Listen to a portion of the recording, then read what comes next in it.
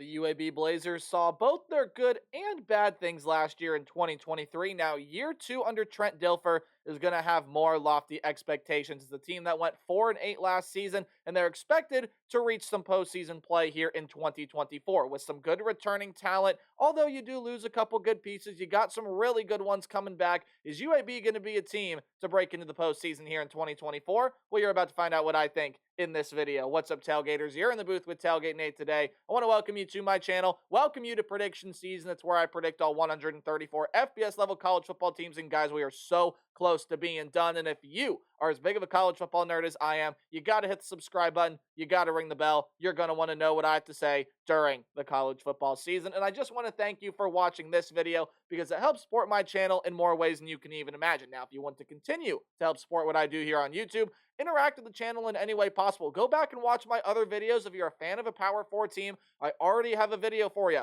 up on my channel. But again, you can do a lot more than that. Again, interacting with the channel any way you can helps us support it. Liking, commenting, sharing, of course, subscribing, watching the videos, and anything else you can think of helps support what I do here on YouTube. And I'm greatly appreciative for all the support that I have gotten over prediction season so far. And with all that being said, let's now dive on into talking about another team out of the ranks of the American Athletic. It's the UAB Blazers. How do we do predictions around here? Well, I'm glad you asked. We'll take a deep dive into the team's offense, into the defense, and at the end of the video, we'll go through the UAB football schedule and give it a game-by-game preview and prediction. A couple more things, though, before we do start, if my slide would change. Hey, there it goes. Right over here will be the stats the team put up either offensively or defensively last season. And of course, for your viewing pleasure, right down there below the team's logo, I've went ahead and put the team's coaching staff. Let's waste no more time. Let's dive on in, talking about the UAB offense. And it was a pretty darn good offense last season. Now, you'll notice it does lose some pretty solid pieces, which we'll talk about here in just a moment. But overall, I mean, you averaged 450 yards per game last year. You scored almost 30 points per game last year. The pass game was really, really good. The run game was pretty solid. Maybe you want to try to get a little bit better in third down conversion. But overall, there wasn't really much to complain with this offense last season, although maybe the offensive line could have taken a step in the right direction last season, or at least you hope it will here in 2024. Well, let's talk about the talent that is on this offense. With no notable losses out of the quarterback room, you're going to be returning the same three quarterbacks you played last season. The primary starter there will be Jacob Zeno. It'll be the same here in 2024, but 3,126 yards, 20 touchdowns, and 9 interceptions for him last season. Yeah, you probably want that touchdown number to be a little bit higher. If you can cut back on the interceptions at all, you definitely want him to be able to do so. But overall, I mean, you can't complain at all with what Jacob Zeno gave you. He had darn near 74% completion percentage throwing the football last season. That's exactly what you want. Again, maybe a little more touchdowns, maybe a little less picks, but overall, you love Jacob Zeno at the quarterback position. I love Jacob Zeno at the quarterback position, and I think he'll have another pretty good year here for the UAB Blazers. Now, you do return his two primary backups as well in Landry Liddy and Harrison Barker. Both of those guys threw at least 13 passes last season, varying results between the two of them. Again, they will just primarily be playing backup roles because it will be Jacob Zeno that will be that quarterback again this year. Now, Jacob Zeno is not really one to run the football a whole ton. He will if he has to, and he definitely can. 168 yards, 4 touchdowns on 91 carries for him last season. Primary thrower, can run if he has to. He has the athleticism to do it. But again, Jacob Zeno, probably going to see another pretty good season here for the Blazers in 2024. Running back room, you don't lose a ton of names, but you do lose one very important name out of the running back room, and that is a guy by the name of Jermaine Brown Jr. He was your leading rusher last season, 803 yards on 158 carries, and for all you math nerds, that's 5.1 yards per carry and 12 touchdowns for Brown Jr. last season. Coupled with that, he was also the team's third leading receiver. He had 416 receiving yards on 41 catches and broke the plane of the end zone one time when he caught a pass. So Jermaine Brown Jr., you get a really, really good player, both rushing the football and receiving the football out of the backfield. Gone due to graduation, no more eligibility for him. No more college football for him. So you go ahead and take a look at who comes back in the running back room. Well, Lee Beebe Jr., and hopefully I'm saying that last name right, he probably is going to end up being the team's leading rusher this season. Averaged 6.9 yards per carry, had 360 yards and 4 touchdowns last season. You couple him with guys like Isaiah Jacobs and Lee Witherspoon, you're going to have a pretty solid running back room, as well as an LSU transfer in Armani Goodwin, who is entering this program. He could see some pretty solid carries. Right now is listed as the 4th string running back on our lad's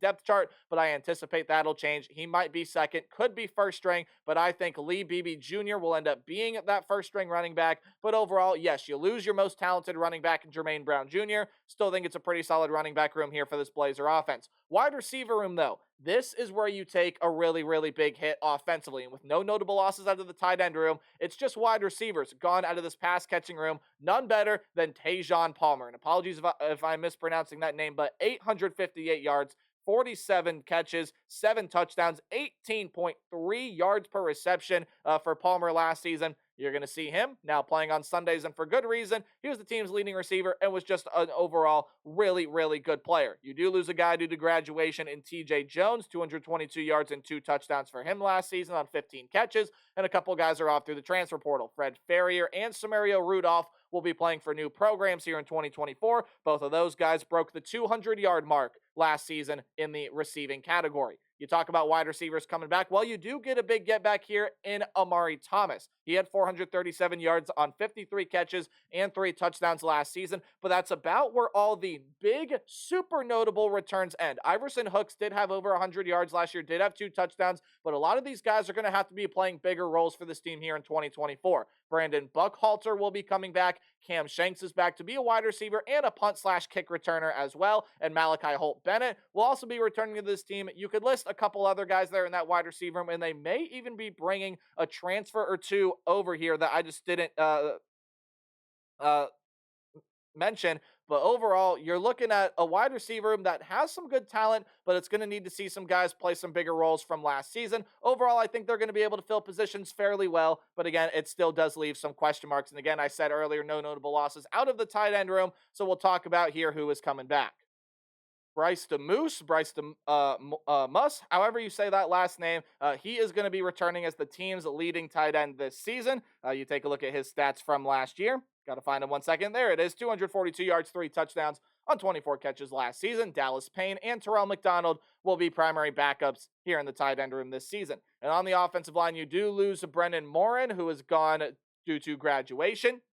So no more college football for him. And Jalen Nettles has entered the transfer portal. But most of the guys that saw significant playing time in this offensive line will be coming back. That's Jordan Hall, Quez Yates, Trey Badowski, and Brady Wilson, as well as a couple other names there that you could throw there up on this list. All those guys that I just mentioned are projected starters, according to ourlads.com, and a ton of guys are in through the transfer portal. John Darius Morgan, I believe, is coming over from South Carolina. I'm going to fact check that. Yes, it is South Carolina. He's going to be a big integral part. He's a projected starter. DJ Jones is over from Murray State, and you get a couple other guys as well. Caleb Perez is over from Duke, and Barron Franks II is over from, I believe, an FCS or Division II level program. But nonetheless, you bring in some really talented transfers on the offensive line, and that's probably the position grouping you're looking to take the biggest step in the right direction this season. And obviously, of course, with the question marks and all the talent that leaves in the wide receiver room, who are guys that are going to step up?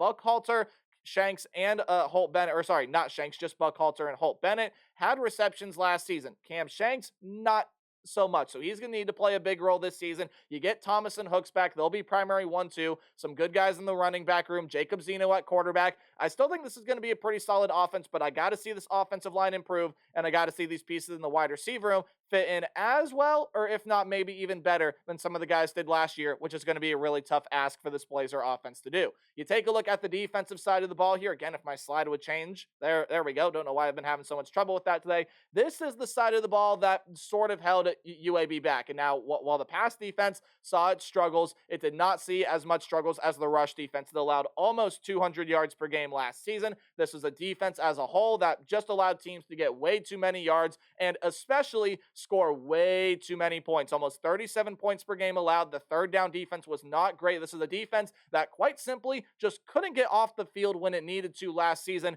and it's going to be losing a lot of really talented pieces off of last year's team, including a guy who had one of the best names in college football. Fish McWilliams off the defensive line is gone and graduated. I know, so sad, no more college football for him, but he had 28 tackles and 2 sacks last season, a very integral piece of this defensive front that will not be playing football for the Blazers Blazers in 2024. Who will, though, on the defensive front? Well, I'm glad you asked. Kevin Penn is back, leading tackler among defensive linemen last year, 43 tackles and 4 sacks last season. Desmond Little, coming off the edge, led the team in sacks last season, 5.5 sacks last year to couple with 29 tackles. You get Kendall Johnson back there as well to also be a guy that'll rush in off the edge. Emmanuel Waller, Mequan Merriweather, and Joker Gill, among some other returning defensive line pieces, will be playing up front for the Blazers in 2024. And Ladarius Cox is a guy who comes in through the transfer portal and is projected to play some pretty big minutes here on this defensive front. He's over from Indiana. You are getting a ton of other transfers into this room as well. Derek Shepard is over from Cincinnati. DeMarcus Smith is over from Ole Miss. Ezra Odinjor, and apologies if I'm mispronouncing that last name. He's over from Georgia Tech, and I believe a community college transfer piece who I might just simply have forgotten here to write down. But you're bringing in a ton of talent through the portal. You got some good pieces coming back. And overall, this defensive front should see its improvements this year. Linebacker room, well, you lose one of your best defensive players from last year. Jackson Bratton was your second leading tackler, 70 tackles, 2 sacks, and a pass defended last season. And a ton of guys gone due to running out of eligibility and or graduating. Will Sorrells, Nakia Eason Jr., and Michael Fairbanks are all gone here due to graduation. And while I fix the spelling on Fairbanks, I'll tell you who will be playing at the linebacker position for UAB this season. Michael Moore is back, the team's third leading tackler last year with 63 tackles, did have a sack last season as well. Ever Rusaw and James Smyer are returners, but you are getting some really talented pieces through the transfer portal, including a guy coming over from Purdue, OC or Octavius Brothers is into this room, and he's going to be a massive, integral part to what this team does out of the linebacking position. Jax Van Zant and Eddie Tusom enter through the portal as well. Defensive back rooms, let's talk about it. Cornerback room, Mac McWilliams is going to be gone here, fifth leading tackler, 52 tackles, and had 8 passes defended, which was only third on the team last year, but he was still a very notable piece of the cornerback position. You're going to be missing him dearly, as well as BJ Mays. He led the team in passes defended last season with double digits. He had 10 of them to go along with 2 interceptions, tied for the team lead with 2 other guys, one of which leaves out of the safety room due to graduation, and it's Keandre Swoops. He was also the team's leading tackler last year, 72 tackles, and I'll remind you he had 2 picks as well last season. And Damian Miller is gone Damian Miller is gone there due to graduation. And Damon Miller is gone as well. He is off through the transfer portal. Both of those guys, pretty solid production out of the safety room last season. And Ike Rowell, who had 54 tackles, 3 pass defended, he's off through the transfer portal as well, I believe, to North Alabama, but I could be wrong on that. And those are all your losses out of the defensive back room. So when you talk about who's coming back, no notable transfers coming into the cornerback room. So it's going to be all returners and guys to play some bigger roles here in 2024. Colby Dempsey, Trey Miles, Taysai McDaniel, and Jalen Ferguson are all back to the cornerback room. And in the safety room, well, you do return some really, really notable pieces here. And I've kind of listed them in the weird order. It just helps them fit into the graphic better. But Ricky Lee, Chris Bracey, Ray Thornton, and A.J. Brown will be playing safety for this team this year. Adrian Maddox and Sarad Bryant will enter here through the transfer portal. You talk about a couple of those guys there. Colby Dempsey had 9 passes defended last season. And then Lee was the other guy that had 2 passes defended. Yes, he had 2 passes defended, but also 2 interceptions for the team last season. Hey, kickers are people too. You know I love to show them some love. Matt Quinn has gone out of the kicking room due to graduation. His replacement looks like Jonah Delange, who did have the primary kickoff duties for this team last season, kind of split time with Quinn. So he's going to step into the field goal kicking role this year, and Patrick Foley is back to do the punting this season. Overall, you got to see defense improvement here from the squad. They did have 27 sacks last year, which was a pretty solid number. 10 interceptions along with 10 fumble recoveries. You want to keep that up as well. But overall, this team's just got to get better at slowing offenses down, and it has to get better. This is the big thing at getting off the field. That third down conversion percentage allowed has to be nowhere near where it was in 2023 in order for this team to take a step up here in 2024. That's the way that I see it, and now I will show you how UAB sees their football season playing out. We're going to go ahead and predict their schedule. How do we do that here? Well, I'll tell you, any game at home is going to be underlined. Well, any game on the road is in italics. That is that slanted text. Any game you see in green is a game that I think the UAB Blazers are going to be able to win fairly easily, while any game in yellow will be a close competitive one. You're going to see a lot of those in the win category for UAB this year. But hey, again, games in yellow, close ones, I still see UAB being able to win. Any games in red are losses. I think they start out with 2 wins here. They're going to be able to beat Alcorn State. That's a Thursday game, week 1 at home. I don't see them really having much trouble with that one. But then you got to go on the road to play the University of Louisiana Monroe. Now, look, ULM, I've been saying it a lot, especially my Sunbelt prediction videos. I just really don't think they're going to be that great of a football team this season. I don't think there's a whole lot to get excited about with that program. You got question marks in a lot of different positions, and just compared to a lot of the other teams, they're not really all that talented. UAB is going to be seeing some improvements in some position groupings this year. Overall, as a team, I think there has to be some that has to gel this year in order for them to go well, but they're going to be able to beat the University of Louisiana Monroe Warhawks there in week 2. I do not, however, think they're going to be able to beat the Arkansas Razorbacks. Now, look, the Razorbacks are a team that I have struggling this season. I think Sam Pittman and this squad, just losing KJ Jefferson and all the defensive and other offensive talent besides Jefferson that they lost through the transfer portal, some are gone to the NFL. I think it's really going to hurt him this year. And Sam Pittman with the Arkansas Razorbacks, well, he could be a head coach you could see fired this year, and Arkansas could be a team that is coach searching at the end of the season. We hope for the best for the Razorbacks, and overall, I do think that there is enough talent there for them to beat UAB, as well as that game is in Fayetteville. So I do believe that Arkansas is going to be able to get that win. So you get your first bye week of the season. Again, every team has 2 of them this year. I don't think I've said that in a video in quite some time, but then you have to dive on into conference play. And I think you start out conference play with a win. You got to go up against the Navy midshipmen. Now, Navy's going to be switching up their offensive scheme a little bit this season. It's still going to be a primarily run-driven team, and the defense is still going to be aggressive, but you did lose some pretty solid pieces off of last year's team, including a quarterback in Ty Lavatai. Looks like Blake Horvath is going to be taking over that position there, but you do have some really talented pieces returning at running back, some really talented pieces in at the slot back, the fullback positions. Again, these Armed Forces teams usually pretty tough to gauge, but Navy, I still think is going to be a solid group this year. Maybe not enough to get into a bowl game, but other than that, I think Navy's going to be a solid team this year. I just think UAB with Jacob Zeno in this past game and with how aggressive I think this offense can be here in 2024, they're going to get the upper hand on what could be a very aggressive Navy defense. I think UAB going to be able to win that one, but they lose their next 2. Even though Tulane lost a ton of pieces, and I mean a ton of pieces off of last year's team, I still think that Tulane is going to be one of the better teams in the American Athletic Conference this season, and by a ton of pieces, I mean, obviously, you lose Michael Pratt at quarterback. That's the big one. You lose a couple other really talented offensive skill position players. Some really good defensive players leave either to the NFL or they're off through the transfer portal. But look, you get Ty Thompson coming in at quarterback. Mekhi Hughes is still back. Some phenomenal wide receivers enter through the portal. The defensive back room saw a ton of transfers come in to replace everything that they lost. Tulane's still going to be very talented. One of the best teams in the American this year. That's a loss for the UAB Blazers. And I do think they're going to go on the road and lose to Army as well. Army didn't start out last season all too great. Then they switched up their offensive philosophy. I was just talking about how Navy was going to do that. And, well, they won 4 straight to end off the season. I think that momentum carries over. Army's going to be one of, if not the most aggressive defenses in the American Athletic Conference this season. And I think they got some really good returning talent offensively that's going to be able to help them here. Not to mention road game for the UAB Blazers. I think they're going to be able to beat Army, the new addition to the American Athletic this season, and that is going to be a loss for UAB. So they start out the season 3-3, and things don't get easier for you in the second half of the schedule. You got to go on the road and play South Florida, a team that I believe UAB was able to beat last season. I don't think they're going to be able to beat them this year.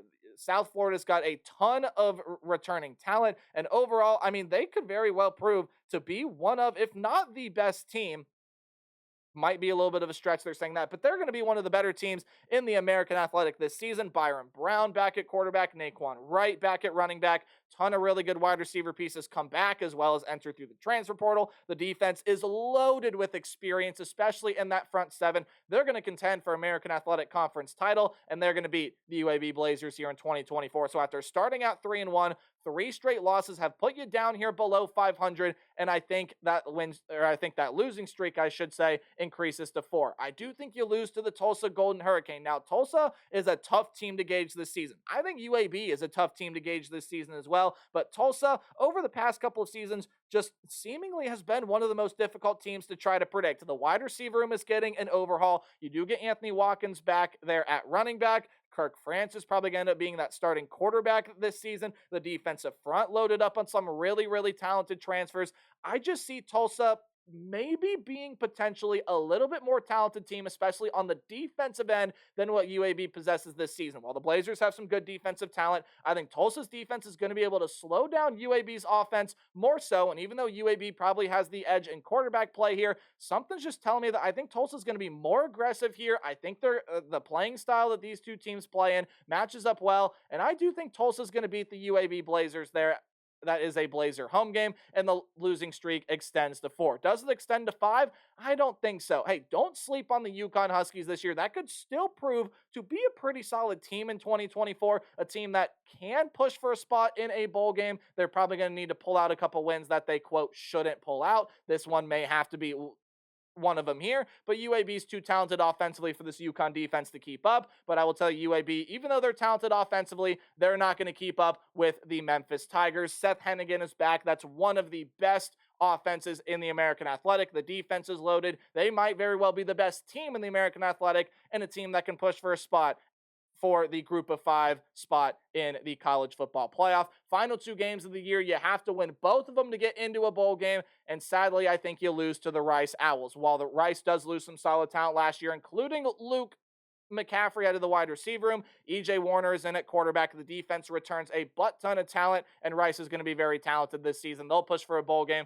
They'll compete really well, and Rice will beat UAB. But UAB does end off the season on a high note. I don't think Charlotte's going to be very good this season, so they pick up that road win to have a 5-7 record on the season. Now, it is technically overall an improvement, although I do not think 5-7 is going to satisfy a lot of Blazer fans that may be watching this video. A bowl game is absolutely possible. In fact, I think if everything gels well and the transfers fit in and you see the necessary improvements, this schedule can be very manageable. But overall, too many more questions than answers for me for this UAB team. I got them just missing out on the postseason. But let me know what you guys think in the comment section below. Hey, remember to play hard but tailgate harder.